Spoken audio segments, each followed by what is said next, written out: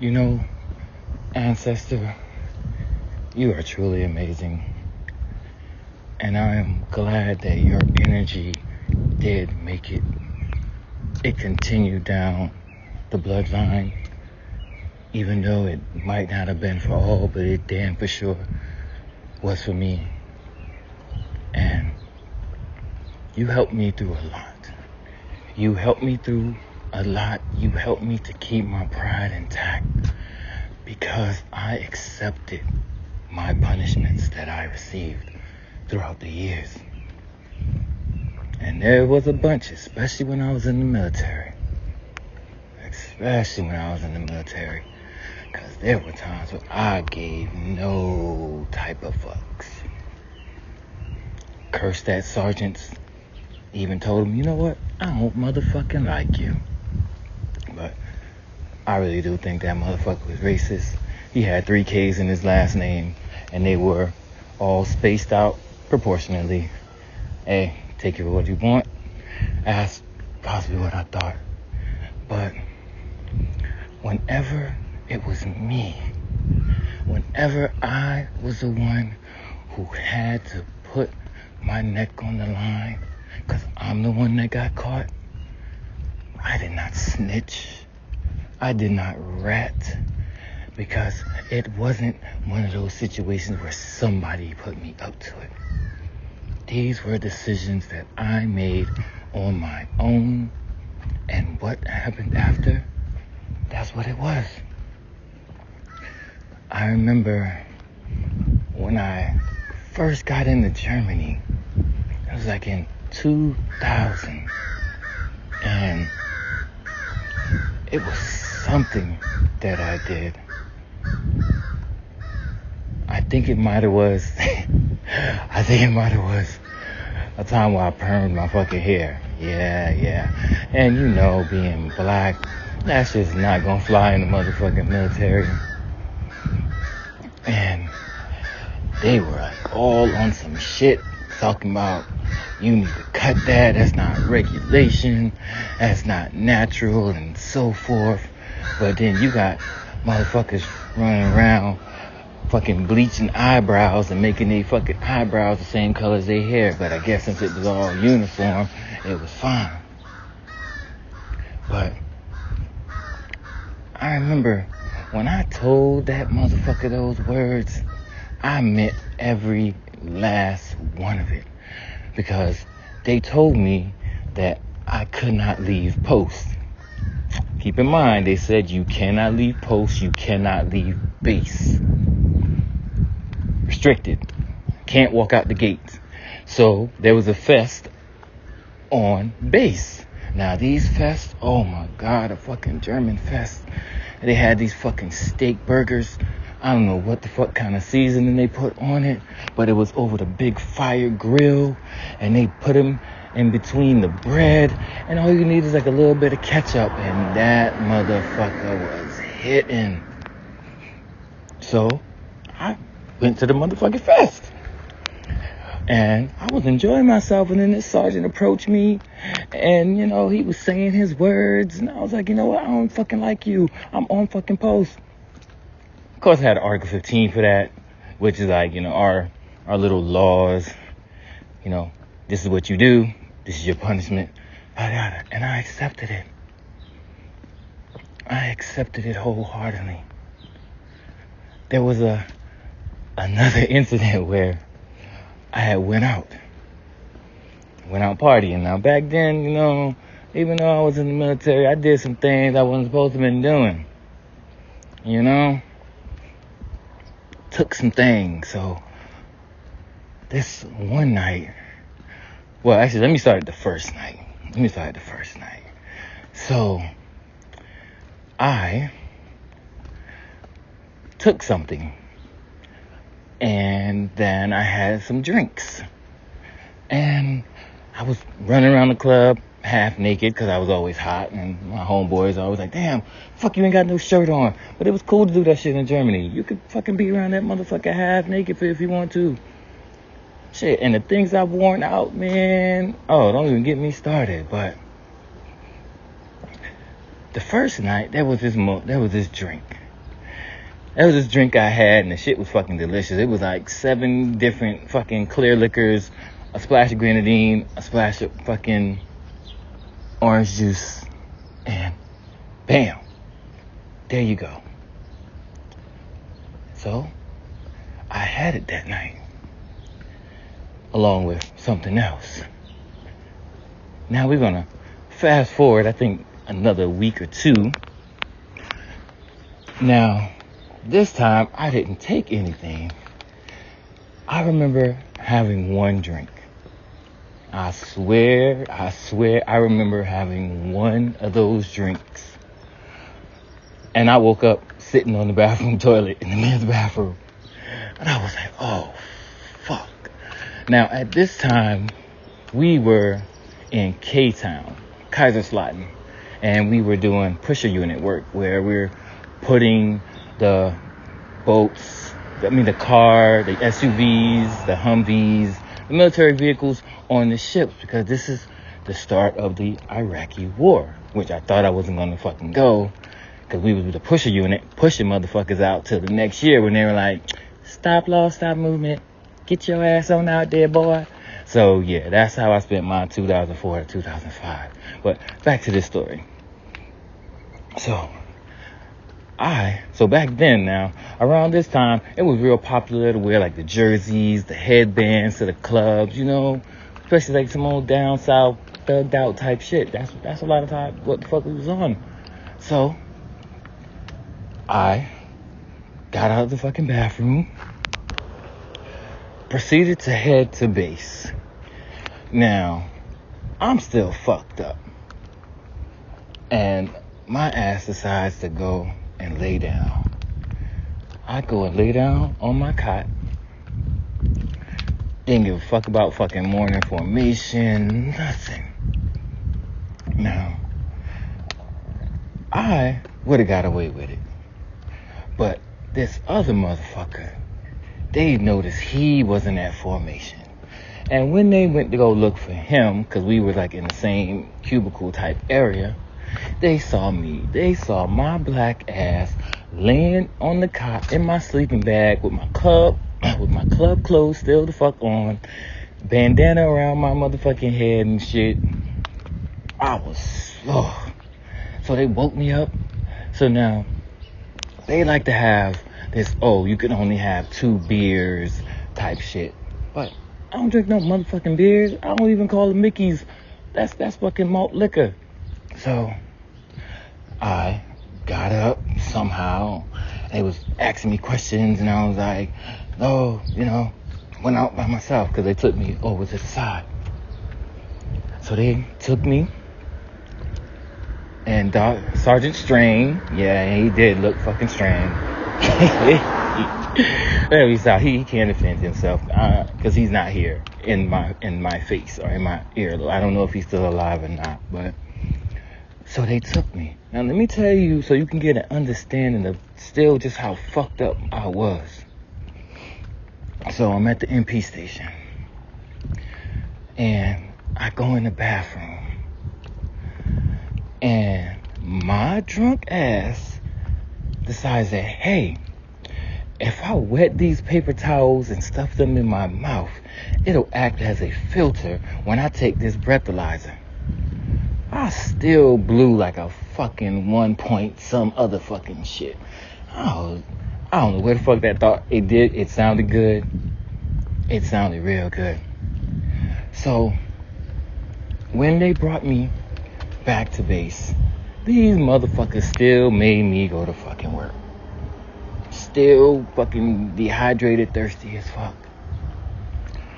And then people started to come at me, right? They started to come at me outside of their mouth. And they were saying, oh, you fucking snitch, you ratted on us, and yada yada. And I'm like, what the fuck you talking about? They're like, oh, well, Sergeant K was saying it's funny how people will talk whenever you threaten them with a breathalyzer.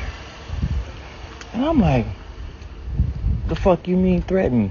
Fucking Sergeant Strain, he the one who took me to the motherfucking MP station.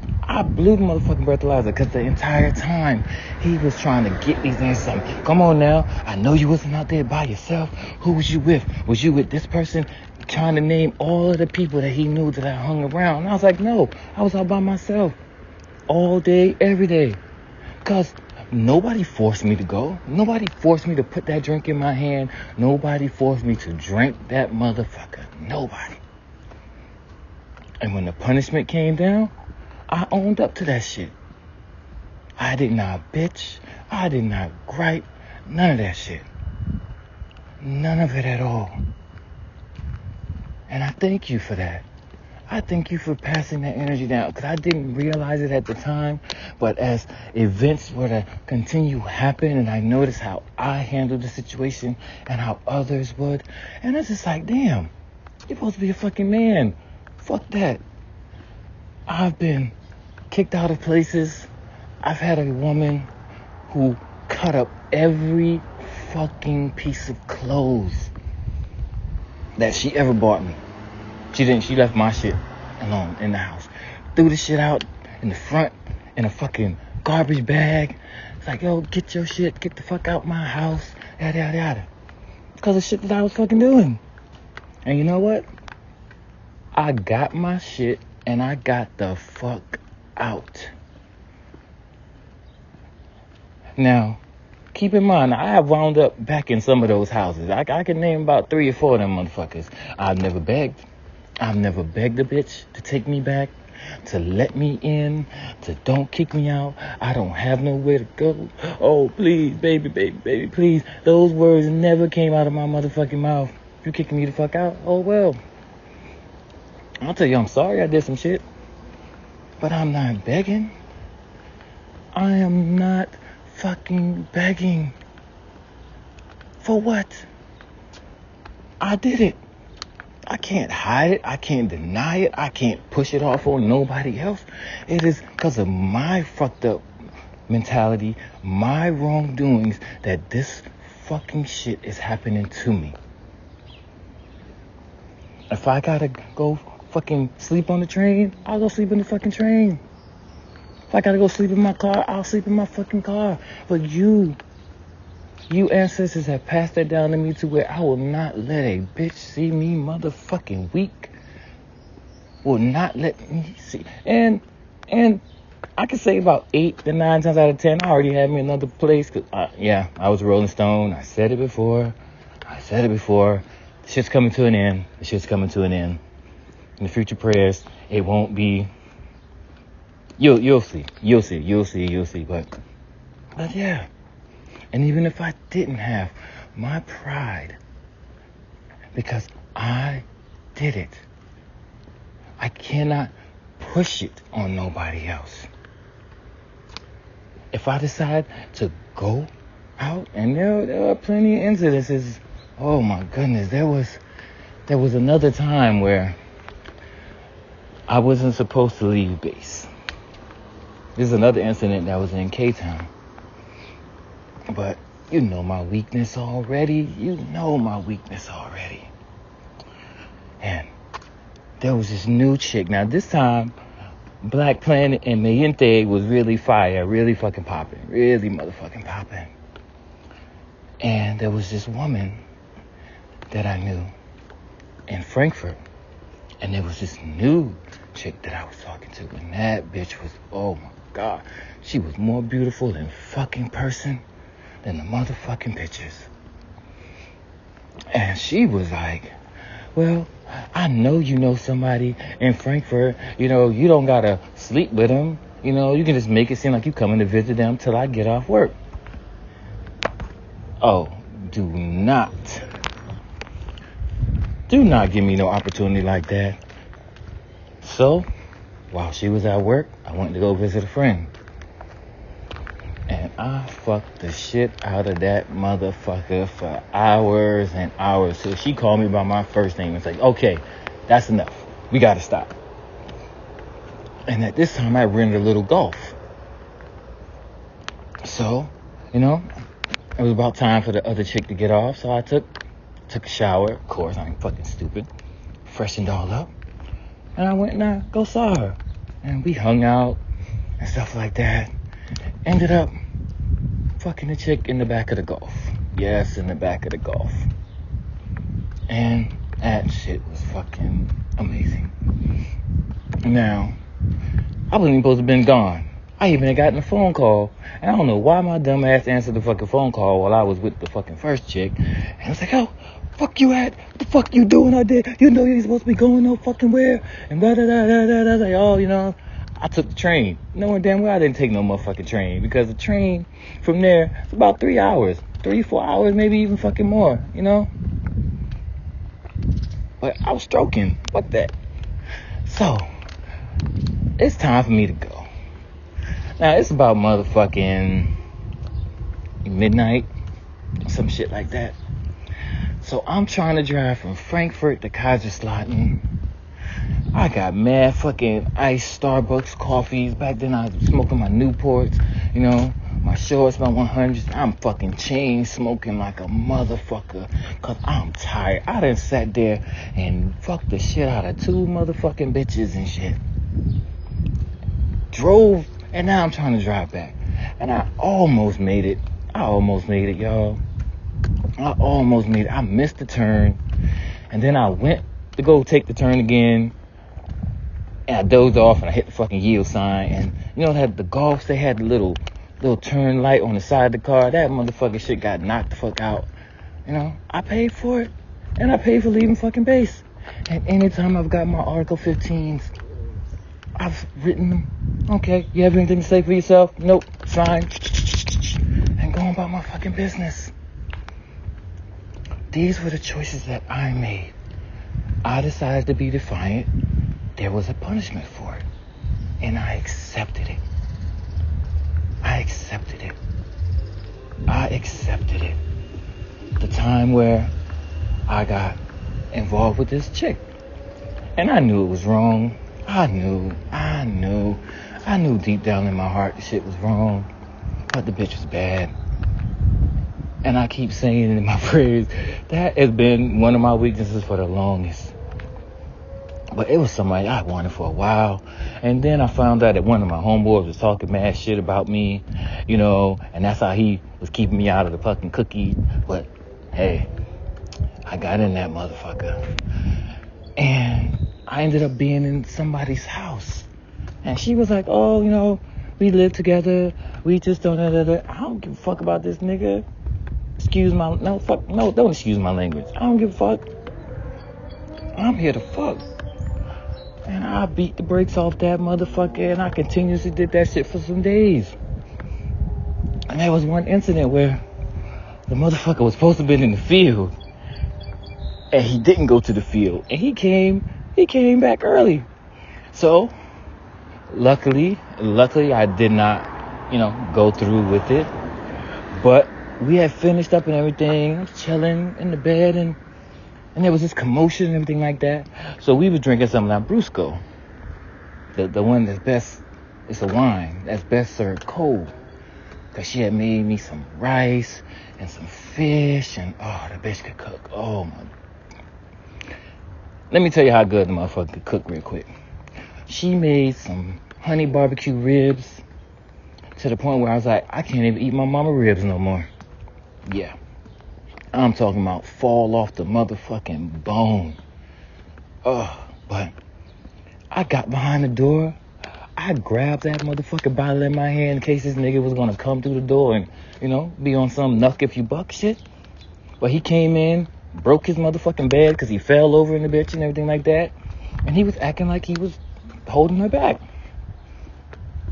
Or she was holding him back. And it's like a little girl. She's like 5'2", 5'3". He probably was like 5'7", 5'8". Kind of stocky. And I left. And you know, this motherfucker harassed me.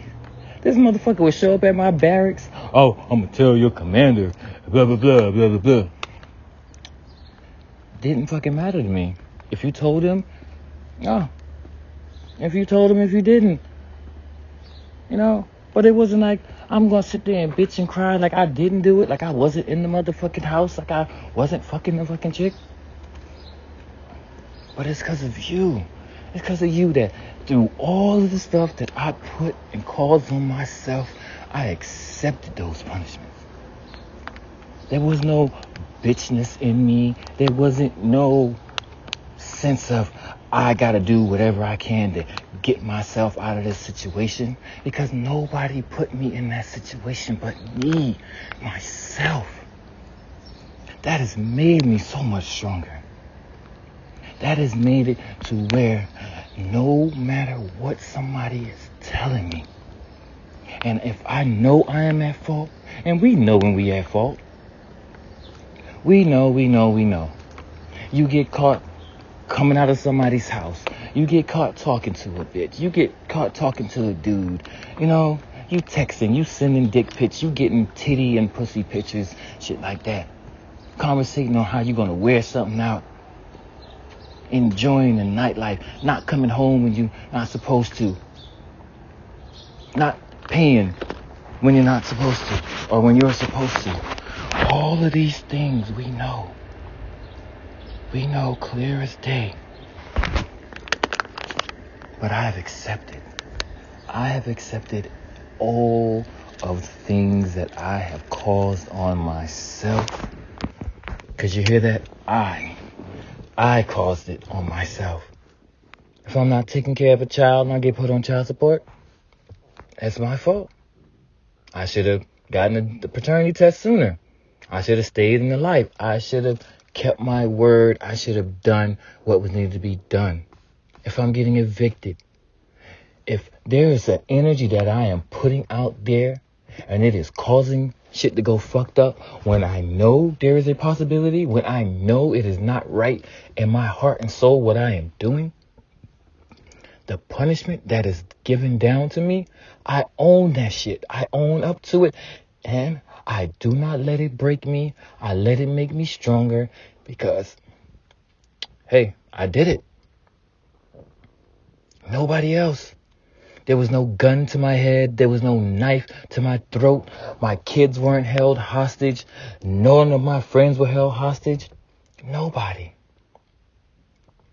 Nobody whatsoever. And I know that did not pass down to everyone. I know it. And as for you all who did rat out, who did snitch, who did let somebody else take the fall because you didn't want to accept that punishment, you didn't like that thought of pain, that losing someone, that was fucked up. That was fucked up, and I made right. I made the shit right, and I'm going to continue to make the shit right. And you need to come forward and apologize. You need to come forward and let me know that you understand. Thank me. I should be thanked because I did not keep that shit that you're doing. That ancestor or those bunch, however many they were, that held true, that I got that part of them from, we are making up for the shit that you did. That you put in us and around us, that we had to be on our own. Like, wait, nah, that ain't right. He didn't do shit. It was all me. It was all me. You've given me that. All of these 20, 30, 40 something years. Even with the little shit that went on with me and my little brother, when he know he was fucking wrong. And if you've had little siblings, little brothers, or some shit like that, you know when y'all start to playing and it get a little rough, and that motherfucker hit you, and then you hit them back, and they go run off and cry to mama, and then next you know, why you hitting him, and you getting your motherfucking ass beat. And this little motherfucker. I'll give you a prime example. So, growing up in the South, I told y'all, you know, the front yard, the backyard, it was some bored times. And my brother, his father, we had different fathers. As I said, I never knew my father. He had this old car in the back. I think it was like a Cutlass or a Caprice. I think it was a Caprice Classic or some shit like that. So one day I decided to crank the fucking car up. Now I'm a teenager. I ain't got my license at all at this point in time. So I decided I want to go on a little joyride, and I had my little brother in the motherfucking car. And I can barely see over the wheel. And I'm thinking I'm driving straight, but I'm not. So I finally got the car back to the front yard where it to be in the backyard. And that motherfucker cut off. That fucking car cut off right at the edge. I don't know shit about no motherfucking car. So I got the hood up. And somebody drives by and they're like, oh, everything all right? I'm like, oh, yeah, the car's fine. Didn't think nothing of it. Now, I would have burnt my motherfucking face off because I was about to go and open up the fucking radiator. This fucking car is hot. So if I would have got that bitch off, I would have scolded my fucking self. This fucking dude goes and tells my motherfucking grandma. Who tells my motherfucking mama? And you know that my mama called the motherfucking cops on me? She called the cops on me and they had me in front of the door and they handcuffed me and they put me in the back of the car and everything like that. And I owned up to it because I was the one. I got the fucking keys. I cranked the fucking car up. I drove the car. They never knew that my brother was in the fucking car. You know, years later, you know, we laugh and joke around about the shit. But even at that age, I owned up to my shit.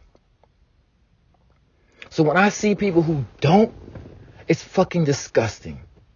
It is below disgusting. It's like you need to get your ancestors in check because that makes you worse than fucking slop. That's like fucking pig shit. That's not being a man. That's not showing. That's not taking responsibility. That's copping out. That is nothing but being a cop out. You know, they did, you know, like, all right, if we got a call here again, we're going to take you to jail. You know, blah, blah, blah. And then I think it was like maybe 4 or 5 years later.